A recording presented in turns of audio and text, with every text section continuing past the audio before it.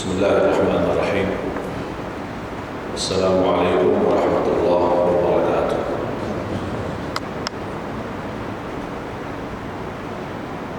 Innal hamdalillah nahmaduhu wa nasta'inuhu wa nastaghfiruh wa na'udzu billahi min shururi anfusina wa min sayyiati a'malina.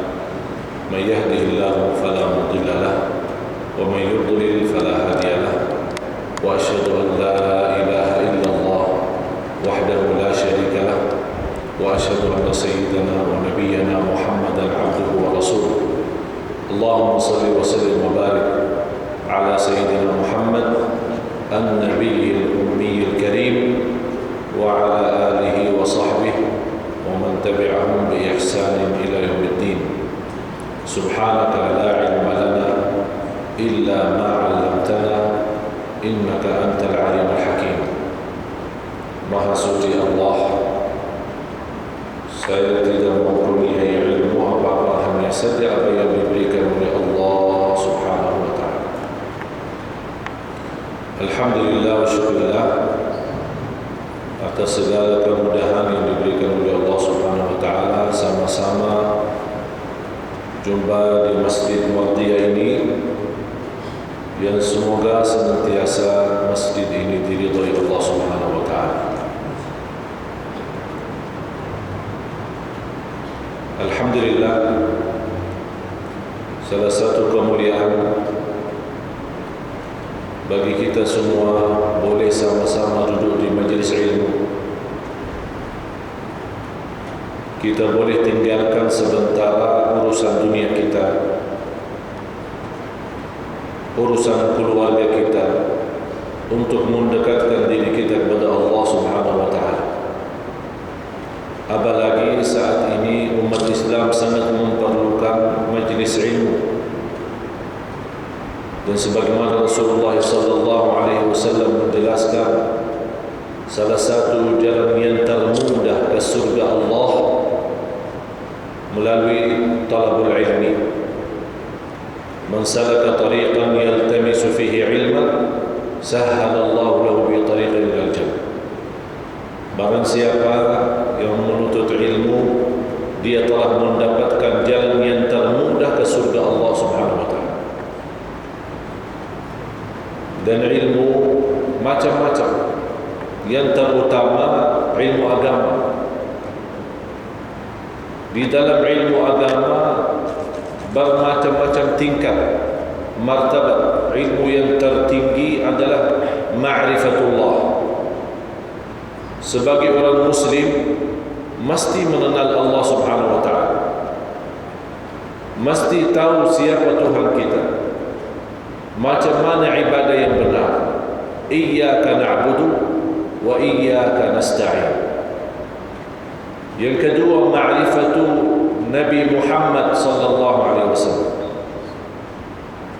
Mesti juga kita tahu Nabi kita, Nabi Muhammad SAW. Bukan hanya sebatas nama, kita tahu nama, tapi tidak tahu isi sejarah perjuangan Nabi kita, Nabi Muhammad SAW. Sejak menjadi Nabi, 13 tahun di Makkah dan 10 tahun di Madinah, 23 tahun terisi bermacam-macam ilmu berguna bagi kita semua. Mesti kita belajar hal-hal semacam itu. Akhlak Rasulullah SAW, tawaduknya Rasulullah, rendah hati, kasih sayangnya, cintaannya, perjuangannya, kesabarannya menghadapi bermacam cubaan dan ujian. Dan tetap Rasulullah SAW menahan diri supaya boleh menyampaikan dan menyebarkan Islam di muka bumi.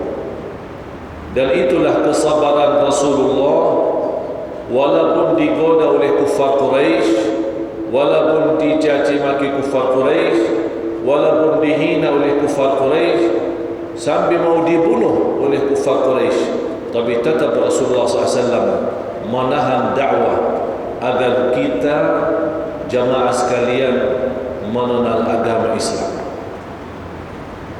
Itu menjadi ilmu yang ketiga, ma'rifatu dinil Islam. Kita sebagai orang muslim mesti tahu apa kewajiban kita sebagai orang muslim. Ya ayyuhalladzina amanu dkhulu fis silmi kaffah. Orang beriman masuk dalam Islam secara keseluruhan. Jadi tidak ada pilihan mana senang kita ambil, tidak senang kita buang. Tidak. Kalau kita benar cinta Islam, mesti kita membawa sami'na wa ata'na. Kalau kita sudah berkata sami'na wa ata'na, berarti tidak boleh ada pilihan. Tidak ada pilihan. Wa ma kana lil mu'minin wa la mu'minatin idza qada Allahu wa rasuluhu amran an yakuna lahumul khiyaratu min amrihim. Tidak boleh bagi orang mukmin dan mukminah, kalau sudah ada perintah Allah dan Rasulnya, tidak boleh ada pilihan. Mesti sami'na wa ata'na. Dan kita membuktikan dalam bacaan doa kita, zikir kita, raditu billahi rabba wa bil islami dina wa bi muhammadin nabiyyan wa rasulah. Zikir singkat, sederhana, tapi dari sisi makna sangat luas. Dan kita telah berbuat berjanjian sama Allah, aku ridha terhadap Allah sebagai Tuhan, aku ridha terhadap Islam sebagai agamaku, aku ridha terhadap Nabi Muhammad sebagai Nabi dan Rasul. Ini mesti ada bukti. Bukan hanya sebatas kita ucapkan dan kita bacakan, tapi tidak ada bukti. Kita menolak banyak perintah Islam dan kita menganggap Islam susah, belum sesuai, beda masa, beda zaman, beda negeri, beda urusan, beda budaya. Islam tidak melarang kita memiliki budaya. Tapi kalau datang budaya kita dalam budaya Islam, kita sebagai orang muslim mengutamakan budaya Islam. Rasulullah sallallahu alaihi wasallam datang di tanah masyarakat kufar Quraisy yang mereka memiliki budaya yang sangat dalam. Dan Rasulullah SAW tidak melarang mereka memiliki budaya, tapi Rasulullah SAW meluruskan mana yang perlu diperbaiki, mana yang perlu boleh ditahan. Sampai Rasulullah SAW 13 tahun berada di Makkah. Sebelum diutuskan menjadi Nabi, dikenal di kota Makkah orang yang paling jujur adalah Nabi Muhammad SAW. Sampai diberikan gelar nama As-Sadiqul Amin. Semua kenal. Orang kufar Quraisy kalau ada titipan amanat, dia tidak percaya selain Nabi Muhammad. Ini sebelum jadi Nabi. Semua. Kalau istilah kita sekarang bank. Kalau ada uang kita simpan di bank. Zaman Quraisy harta simpan di mana? Bank Muhammad. Nabi Muhammad SAW simpan semua. Amanat. Mereka percaya karena mereka melihat sejak beliau dari sejak kecil sampai dewasa sampai besar, Nabi Muhammad SAW tidak pernah dikenal selain mulia akhlak dan jujur muamalah. As-Sadiqul Amin sallallahu alaihi wasallam. Begitu sudah menerima dakwah Islam, perintah Allah Subhanahu wa taala, mulai sikap Quraisy berubah. Yang awalnya semua sepakat bersatu Nabi Muhammad As-Sadiqul Amin, sekarang berubah. Alasannya rubah apa? Sombong, suka membuat kerusakan. Padahal Allah berfirman, wajahadu biha wastaiqanatha anfusuhum zulman wa 'uluwa. Mereka mengingkari dakwah Nabi Muhammad sallallahu alaihi wasallam, tapi di dalam diri mereka yakin dakwah Nabi Muhammad benar. Tapi kenapa tidak terima? Kenapa tidak ikuti? Allah menjelaskan alasannya, zulman wa 'uluwa, karena mereka zalim dan sombong.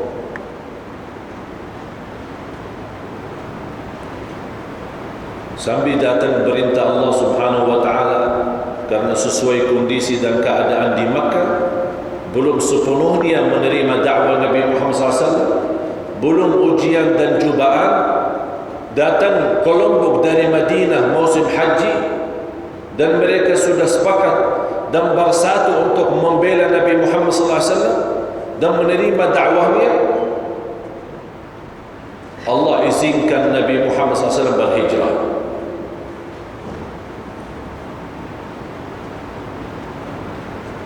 Nabi Muhammad SAW berhijrah dari Makkah ke Madinah. Akhirnya menjadi kota Madinah adalah pusat Islam. Negara yang pertama menjadi negara Islam, Madinah. Dan terus Rasulullah SAW berjuang. Dalam hijrah Nabi Muhammad SAW dari Makkah ke Madinah terjadi perubahan yang luar biasa dahsyat. Aus Khazraj yang selama ini bermusuhan dan selalu perang jadi bersatu damai. Orang Yahudi yang menguasai ekonomi Madinah sudah tidak punya kemampuan lagi, karena semua sudah diserahkan kepada Nabi Muhammad SAW. Daripada hijrah kita mengambil banyak belajar. Yang pertama, kalau kita mau mendapatkan yang terbaik, mesti ada penerbangan. Kita bersedia untuk berkorban, apalagi untuk agama Allah Subhanahu wa taala. Semacam Sayyidina Ali bin Abi Talib radhiyallahu anhu, waktu Rasulullah SAW diizinkan berhijrah, yang mengganti tempat tidurnya Rasulullah Sayyidina Ali bin Abi Talib. Padahal Sayyidina Ali bin Abi Talib waktu itu masih sangat muda, dan dia tahu kufar Quraisy mau membunuh Rasul, tapi dia rela dan bersedia tidur di tempatnya Rasulullah SAW. Ini namanya penerbangan. Sayyidina Abu Bakar As-Siddiq radhiyallahu anhu, begitu dia melihat ada izin Rasulullah berhijrah, dia juga mengikuti temannya Rasulullah berhijrah. Bukan hanya dia berkorban, tinggalkan keluarganya, rumahnya, urusannya, usahanya, malah dia juga korbankan segala hartanya. Segala hartanya. Kita perlu bertanya diri, siapa sekarang di masa ini yang sudah bersedia korbankan segala harta? Bukan untuk siapa-siapa, tapi untuk agama Allah. Kadang saat kita berdharma berfikir dulu, ini banyak hitungan.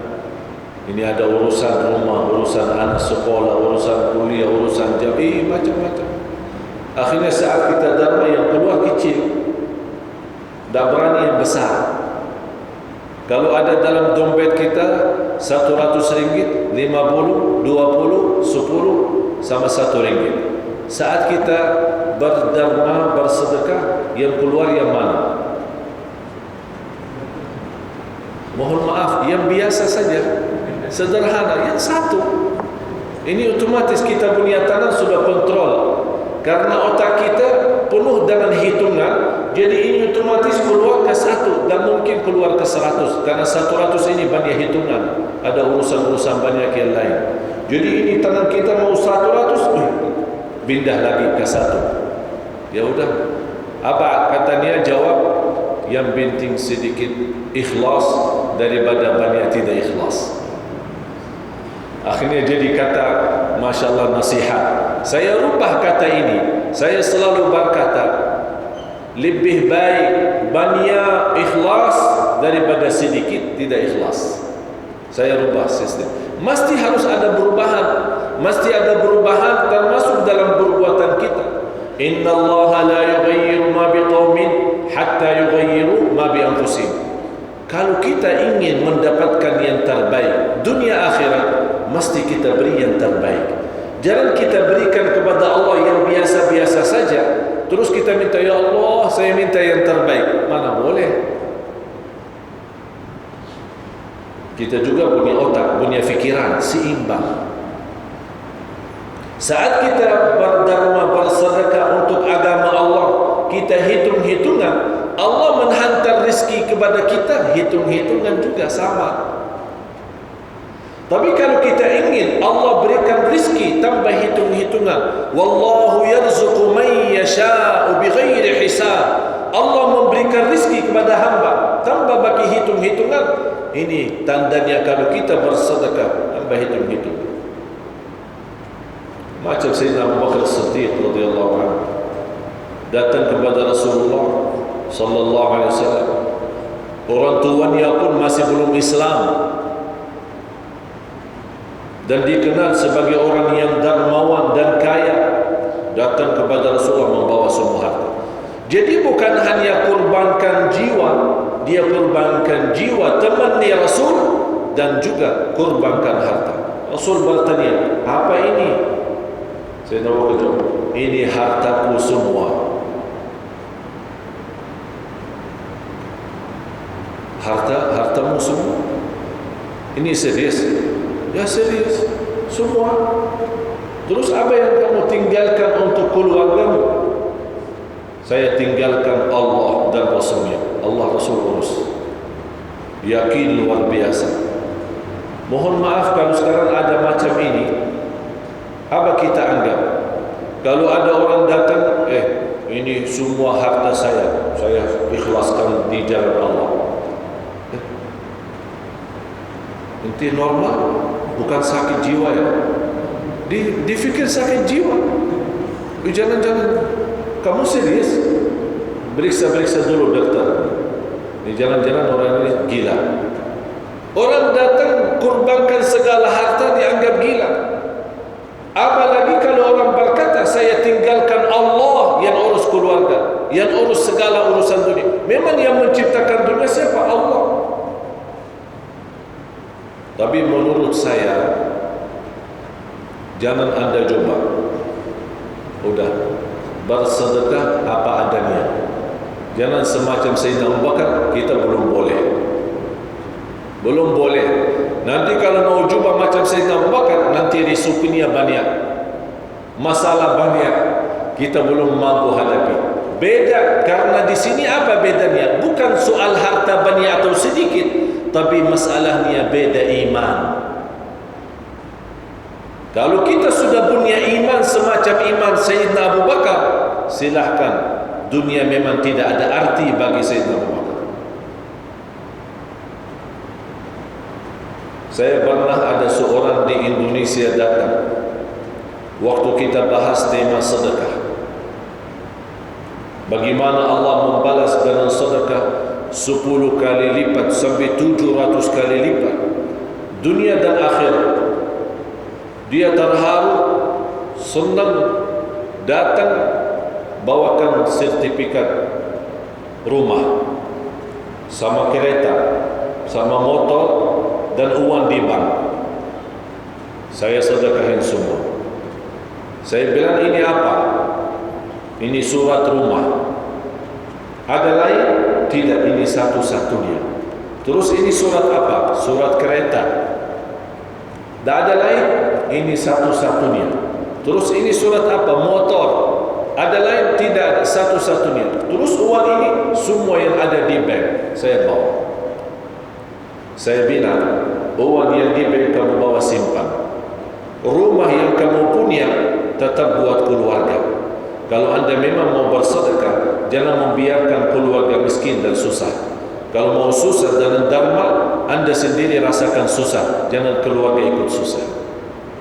Kalau mobil, anda lebih perlu mobil sehari-hari, saya terima sedekah motor saja, cukup. Sudah selesai. Boleh kita semangat saat bersedekah, tapi harus kita mesti mengerti kondisi keadaan dalam hidup kita sekarang. Kalau Sayyidina Abu Bakar As-Siddiq radhiyallahu anhu,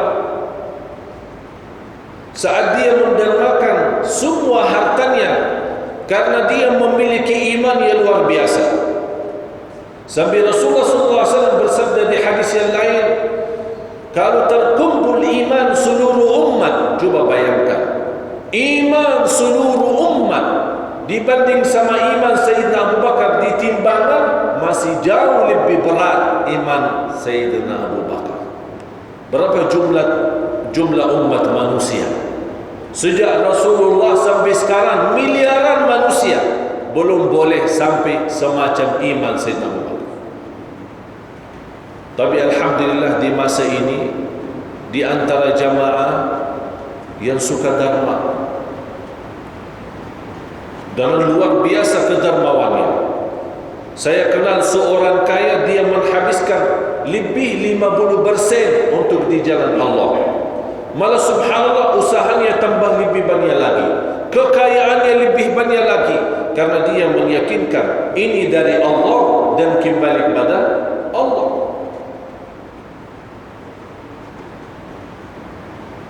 Dan kita ambil juga salah satu pelajaran, selain penerbangan yang diberikan untuk agama Allah, seperti contohnya Sayyidina Abu Bakar As-Siddiq radhiyallahu anhu, contohnya kadalik seperti Sayyidina Ali bin Abi Thalib radhiyallahu anhu.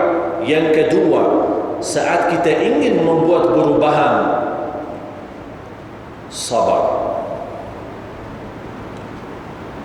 Belajaran dari hikmah hijrah itu sabar.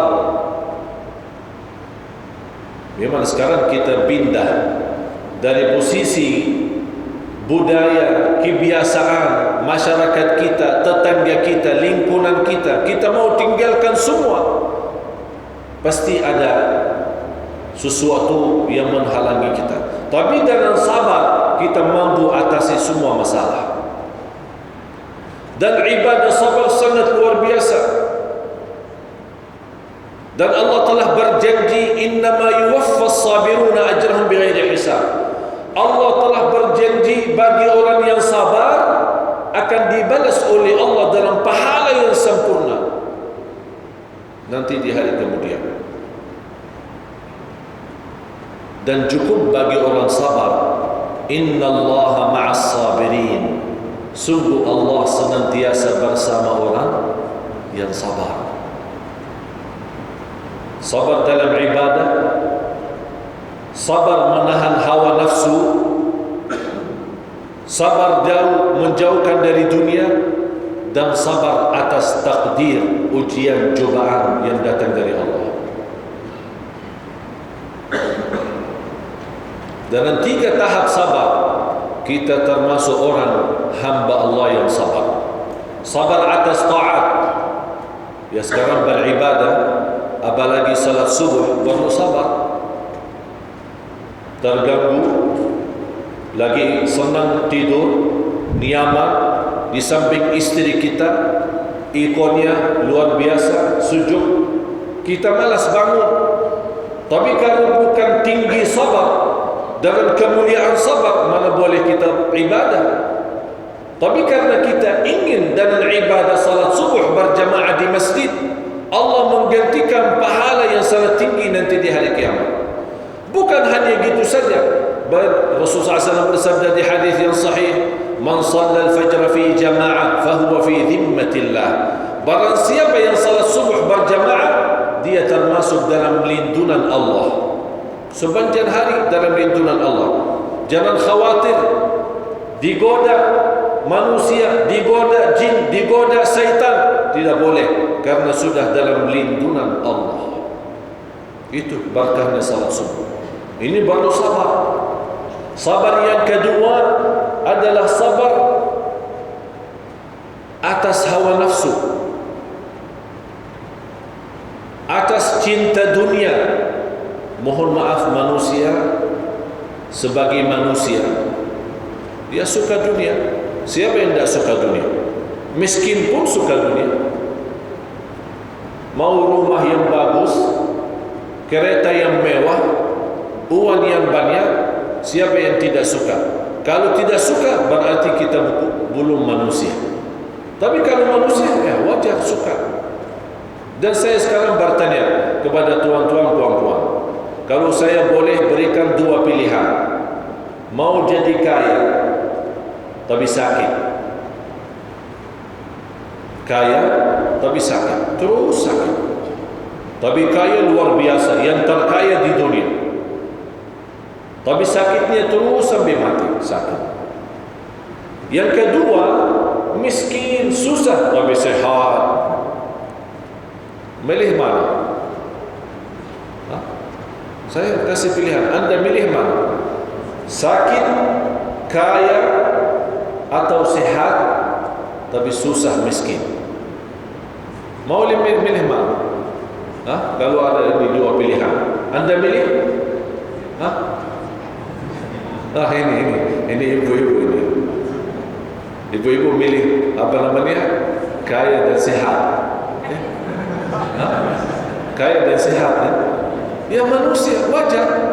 Padahal saya beri dua pilihan, mau kaya sakit atau miskin susah tapi sehat, miskin sehat. Tidak, saya mau kaya dan sehat. Mau dunia akhirat? Tidak, dunia dan akhirat. Itu jawaban normal manusia. Kalau tidak jawab macam ini, berarti belum manusia, perlu periksa. Fantas kalau manusia mau, ya memang manusia mau yang senang, tidak mau susah, mau kaya yang terkaya. Kaya pun tidak mau kaya biasa, dia mau kaya raya, kaya yang besar, tidak ada habisnya. Itu manusia. Rasul sudah menjelaskan, kalau Allah kasih emas sebesar gunung Uhud, dia masih minta dua. Allah kasih dua, dia masih minta tiga. Manusia. Tapi bagi orang manusia yang mukmin, walaupun dalam jiwa, dalam hati suka dunia, dia jadikan dunia jembatan menuju ke surga Allah. Dia jadikan dunia yang segitu indah, segitu mewah, kaya raya, dia jadikan jalan menuju ke ridha Allah. Jadi bagi orang mukmin, dunia ada, tidak bermasalah. Yang penting tujuannya kemana. Jadikan dunia ini membawa kita ke akhirat, bukan dunia ini membuat kita jauh dari surga. Islam tidak melarang kita punya usaha yang banyak, kekayaan yang luar biasa, silahkan. Malah Islam senang, sebagaimana bersabda Rasulullah, al-mu'minul qawi khairun wa ahabbu ila Allah minal mu'minul dha'if. Mukmin yang kuat lebih dicintai Allah daripada mukmin yang lemah. Kuat iman, kuat harta, kuat usaha, kuat keluarga, kuat sehat, semua jadi kuat. Allah senang daripada mukmin yang susah, mukmin yang lemah, mukmin yang bodoh, mukmin yang tidak boleh apa-apa.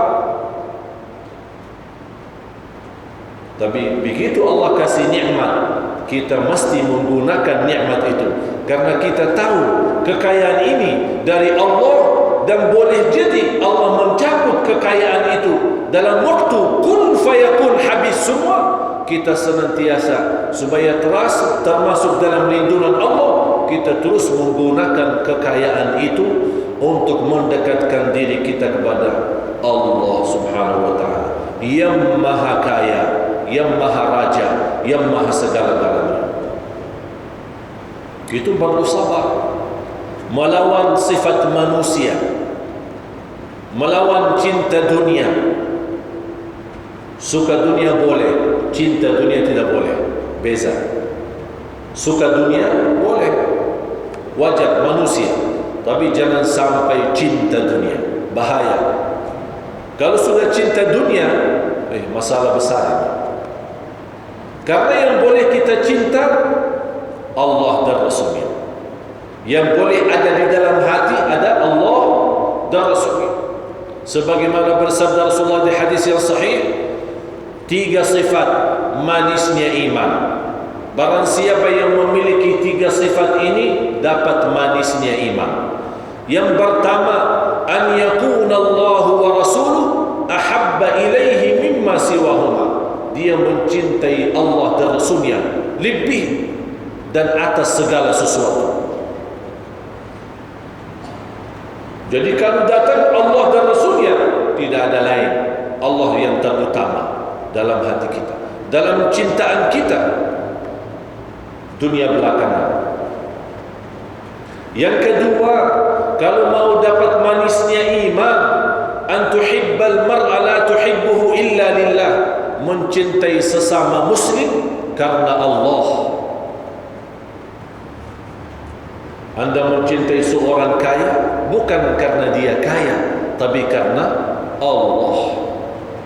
Kita mencintai imam kita bukan karena dia imam, tapi karena Allah. Tidak ada kemaslahatan dunia. Kita mencintai ulama kita bukan karena dia ulama, tapi karena Allah. Jadi kita tidak ada harapan dari manusia. Kita tidak harap harta dari kekayaan orang, dan tidak harap ilmu dari ilmu orang, dan tidak harap berkah daripada orang, tapi karena kita cinta sesama muslim semata-mata karena Allah. Yang ketiga, mendapatkan manisnya iman, benci kembali kepada berbuat dosa dan maksiat. Begitu kita diselamatkan oleh Allah dari dosa maksiat, jangan kembali lagi dosa maksiat lagi. Bahaya. Menahan diri. Kalau kita sudah terbiasa salat malam, jangan sampai tertinggal. Jaga terus. Biar sederhana, tidak usah banyak-banyak. 2 rakaat tutup witir, tapi istiqamah jauh lebih baik dari 10 rakaat tapi terputus. Ada orang suka salat malam, tapi mau salat yang lama, baca 1 juz, 2 juz, panjang salat, 8 rakaat, 10 rakaat, malah ada yang 20 rakaat. Tapi bila dia lakukan dalam 1 bulan 1 kali, boleh jadi 1 tahun 1 kali, sudah capek. Lebih baik 2 rakaat, sederhana, nikmat, indah, bacaan yang kita boleh nikmati bacaan kita.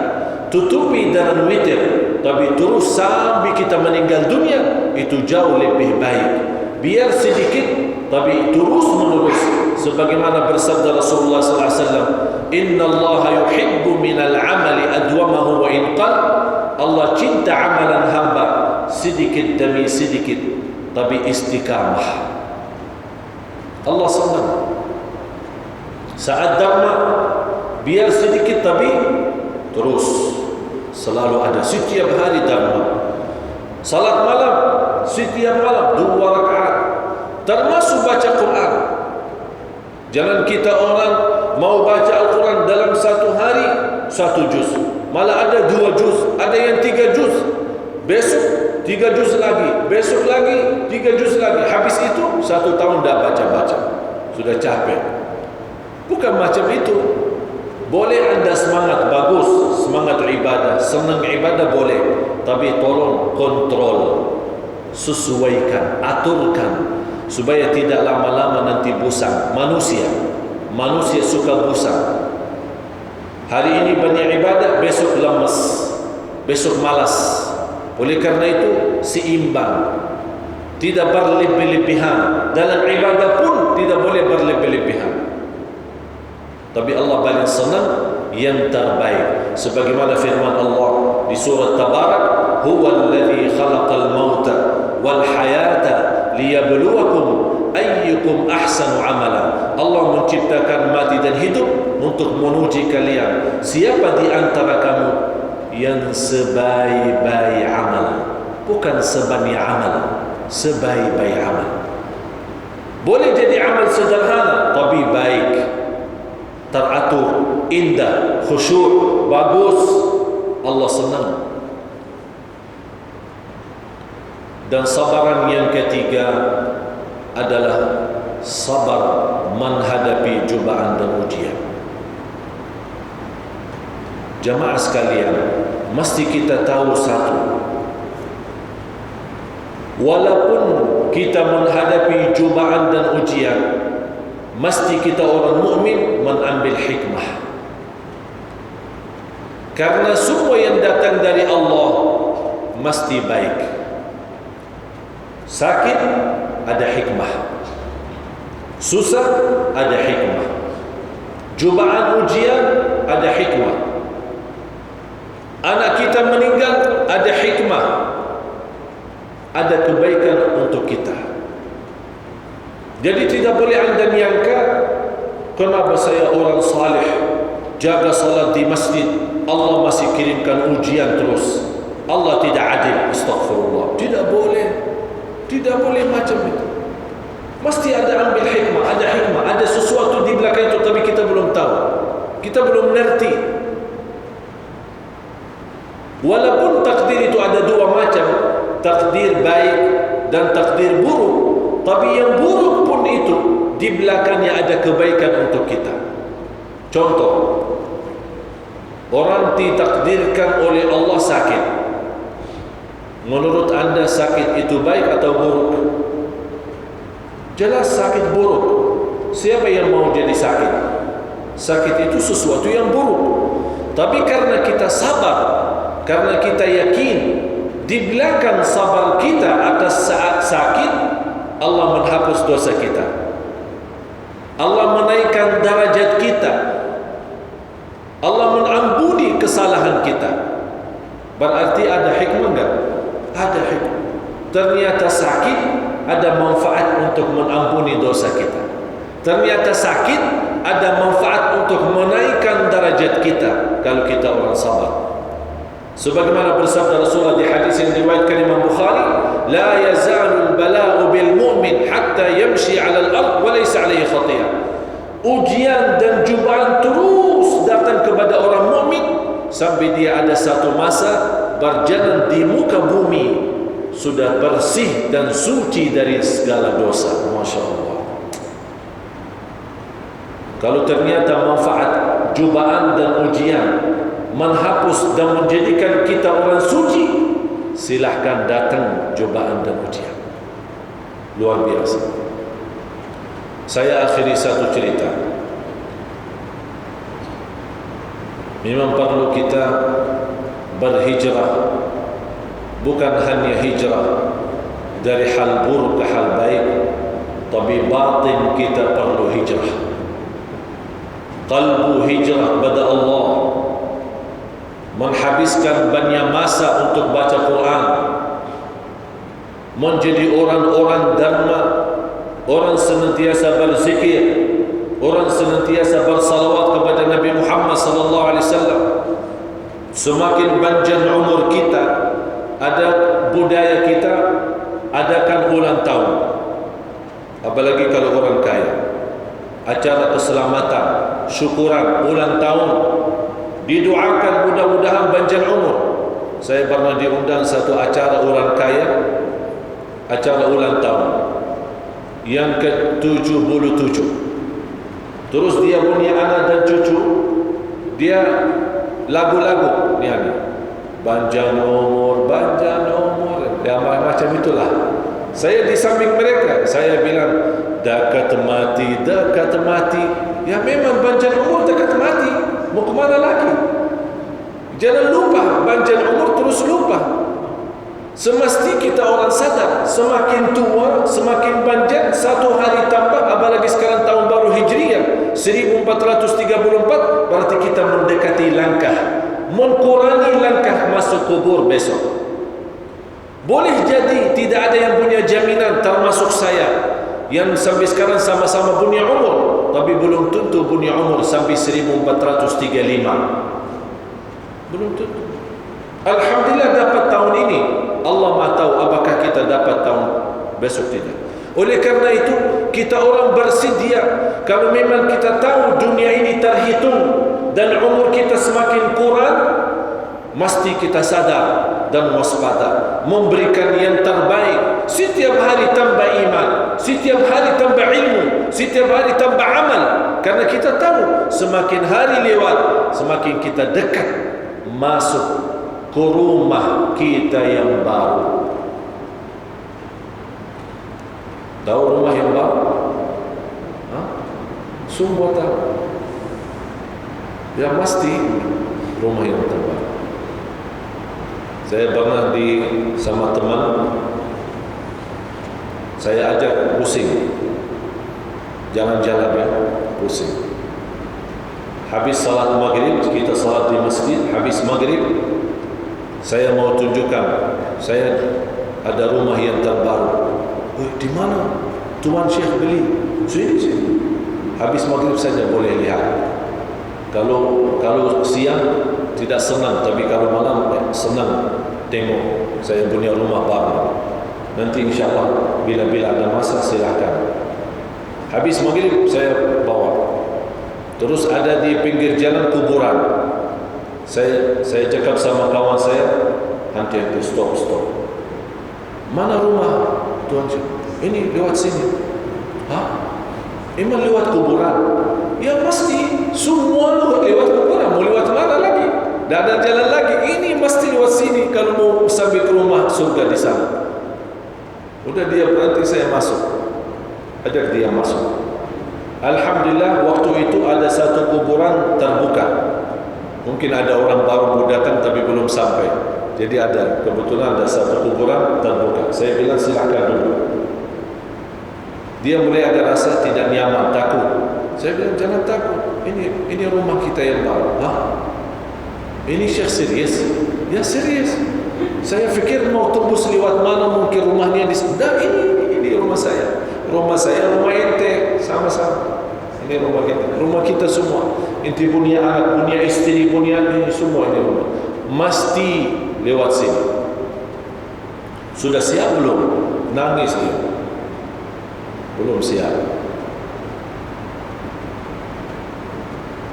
Kalau kita sudah yakin mesti masuk di sana, bila mau siap. Soal itu tidak akan datang duluan dibagi SMS suruh siap-siap ini mau masuk. Tidak ada dibagi tahu. Tiba-tiba datang. Dan saya nasihati anda sekalian, mulai dari sekarang mesti anda memiliki persiapan. Satu, beli kafan.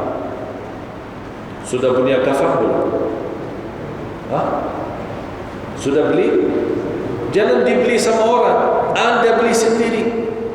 Simpan ini kafan saya, tuliskan wasiat. Kalau saya meninggal dunia, ini saya beli kafan dengan harta yang halal, bukan dibelikan sama ahli waris. Kita beli sendiri dan simpan kafan itu. Tapi jangan simpan dalam lemari atau simpan di ruang tamu. Setiap tamu datang, astagfirullahaladzim, kaget dia lihat kafan. Ini bukan untuk orang lain, bukan untuk tamu, untuk kita. Jadi kita simpan di tempat tidur kita, di samping tidur kita. Jadi setiap mau tidur, ini lihat, tengok, kafan. Bila saya pakai, itu mesti. Kenapa mesti macam ini? Ini namanya muhasabah. Supaya periksa diri, semakin insya-Allah lama terus melihat kafan, insya-Allah semakin lebih baik.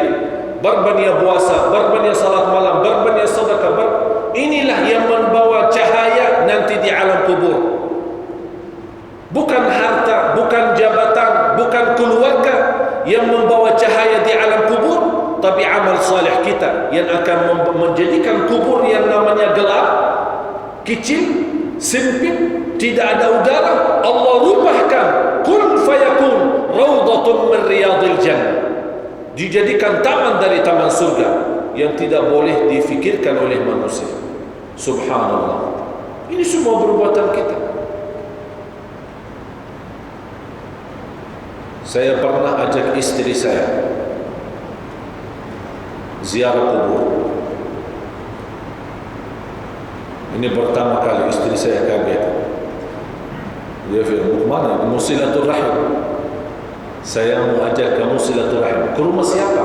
Ke rumah kita yang baru. Emang ente sudah beli rumah? Sudah. Itu belum tahu. Sini.